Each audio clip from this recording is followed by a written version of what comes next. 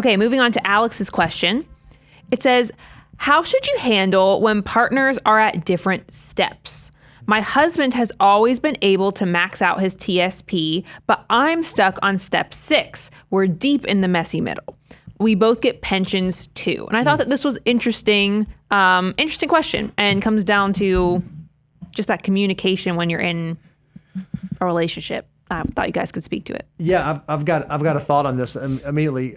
This is I'm gonna insert my bias into my answer here, but this is my bias.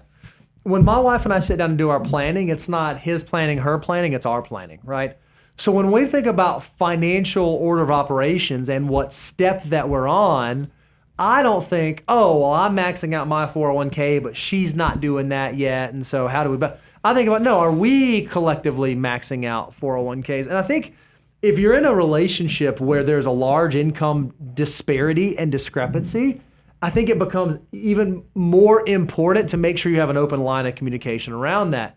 We made the decision a number of years ago for my wife to work from home, to be with the kids, and it's been great. But that didn't mean that we stopped thinking about how we were funding her accounts and putting money in her accounts, because that was what made the most sense for the whole household. So we approach it as, where are we on the financial order of operations? Where is our net worth? What does our overall asset location look like? And I think that just makes it a whole lot healthier.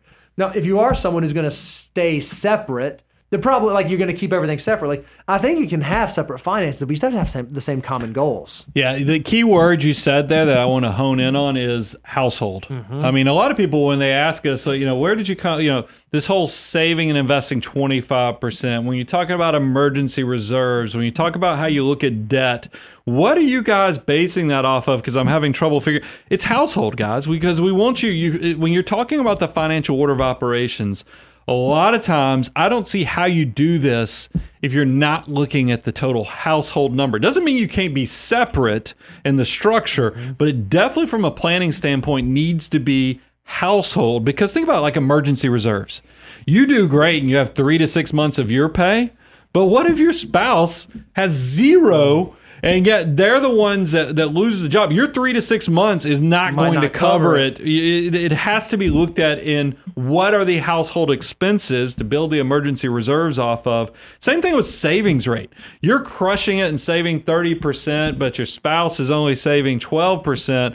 If you do the math on it, you might figure out, no, we're actually only saving 13% as a household. We're not, even though I'm saving 30%, it just doesn't work out mathematically to be as successful. And the same thing with debt.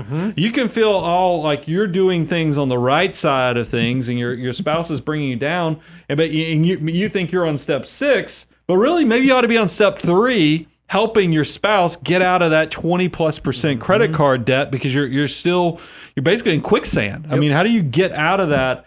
That's something that I don't love, not looking at things separately, because this is the part where, once again, I get to be the older guy who's got a little experience under my in my belt, or in my back pocket, however you want to say it. I've been married 25 years, and I will tell you, very early on, I learned in our household, the one thing that was never, ever, ever, ever going to be talked about was who made what. Because I see a lot of marriages where if you get into what's mine and what is yours, it creates some weird disparity, because somebody in the household is going to make more money than the other person. And I just see so many couples that it gets to be where they're mine, and that's not the way this thing is supposed to work. That's what I know in my relationship. Never ever talk about who earns the money or do anything, because it just creates weird dynamics. And I think the same thing can happen if you're looking at your finances in those unique ways. I'm not saying you can't do separate accounts, but you better be communicating. You better be planning as a household, so y'all can actually be the best versions of yourselves, so you don't create some under the surface stuff that totally derails your long-term success. Because I can tell you, 25 years of success, there's some years where it's murky, and you better have good coping and communication skills to even get you through those bumps. And that's why I just want to make sure I'm very clear on the communication of that, Alex, so you can live the best version of yourself as well as your couple life, as well as your financial life as a team, and building and maximizing all your financial opportunities.